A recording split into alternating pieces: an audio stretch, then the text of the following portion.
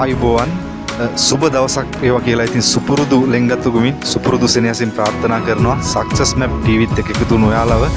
ඉතින් මම අද ඇවිල්ලා ඉන්නේ පුත්තලමේ සැඟවුණු නිල් මැණික. මම එහෙම කිව්වට වැරදි නෑ. කුරුණෑගලින් වතුර අරගෙන පුත්තලමේ හදපු ලොකුම වැව බලන්න. ඉතින් බයික් රයිඩ් එකක් විදියට තමයි ආවේ බයික් එක. ඉතින් බොහොම චූටි මුදලක් වියදම් කරලා අතෙම රුපියල් 300ක් විතරයි මට වියදම් වුණේ පෙට්‍රල් ලීටරයකට.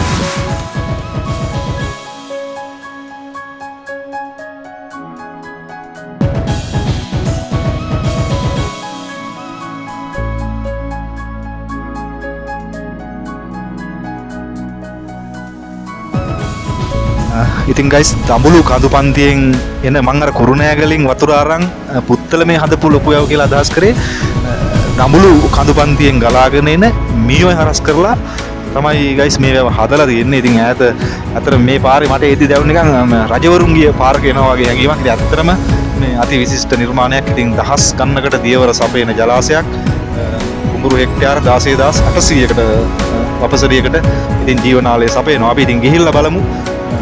උතුරු විස්තර කතා කරමු යන ගමන් හරිම ලස්සන තැනක්. ඉතින් බොහොම අඩු වියදමින් එන්න පුළුවන් තැනක්. ඉතින් ආරාධනය කරනවා.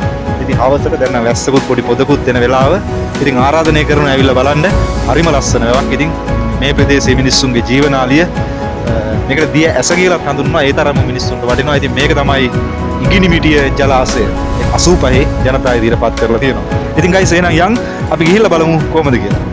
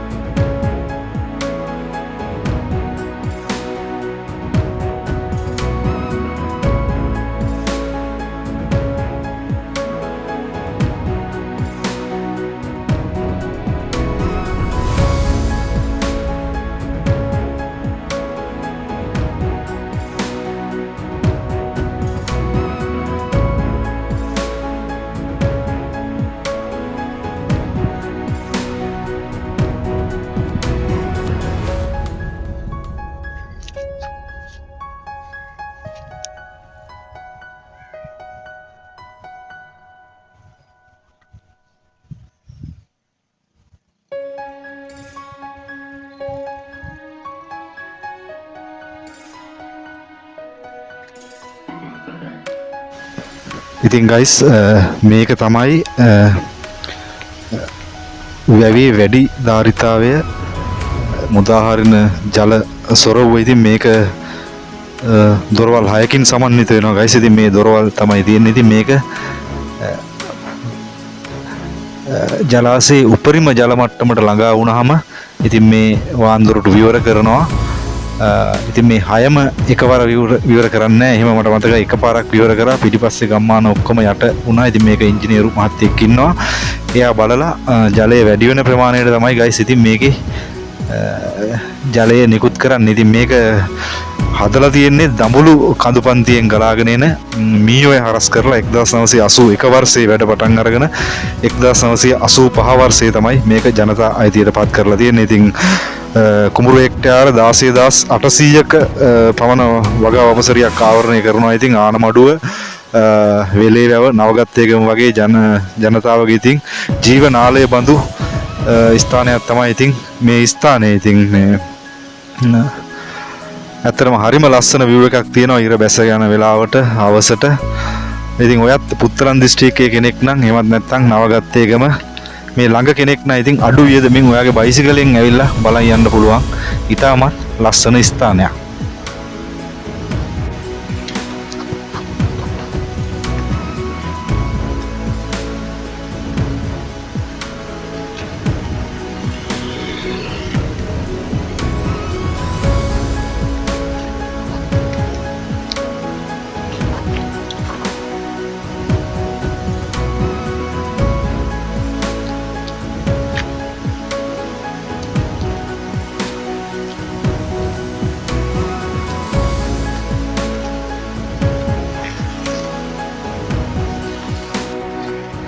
ඉතින් ගයිස් මම මේ දැන් ඇවිල්ලා ඉන්නේ පහත කුඹුරු වලට.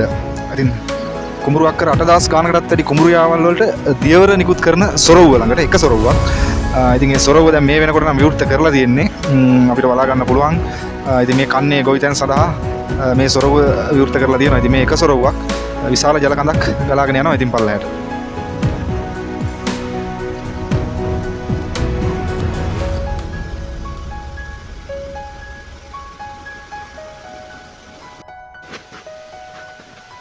ඉතින් ගයිස් අපි යන්න කියලා හදන්නේ.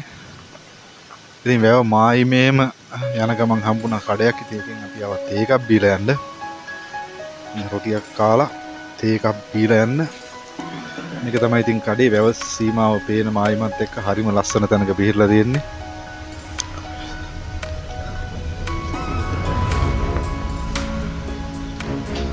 මේ තමයි ඉතින් මුදලාලි මහත්තයා. ඔය ඉන්නේ.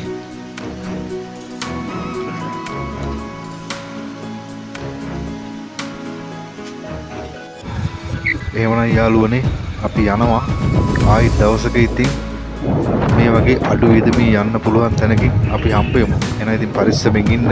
ඔය ඉතින් බයික් එකේ පැදන් යන්නේ. ඉතින් මගේ ඕන වැඩකට සපෝට් එක දෙන ආදරණීය නිලන්ත අයියා. ඉතින් ගොඩක් ස්තුතියි. එහෙමනම් යාළුවනේ සක්සස් මැප් TV එක එකතු වුණ ඔයාලට ගොඩක් ආදරේ බුත්සර්ණයි. ගිහිල්ලා එන්න.